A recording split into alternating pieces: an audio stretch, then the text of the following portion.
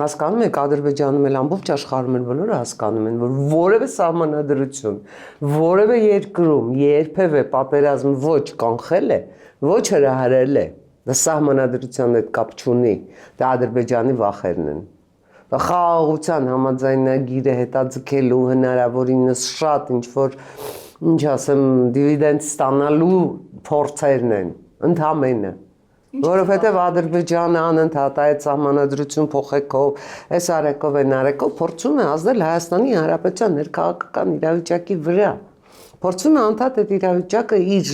հնարավոր իրեն հասու մեթոդներով, միջոցներով կառավարել։ Դա էլ է հիբրիդային պատերազմ։ Հիմա մենք կառավարվում ենք այդ կարմիր լաթով։ Մենք դառնում ենք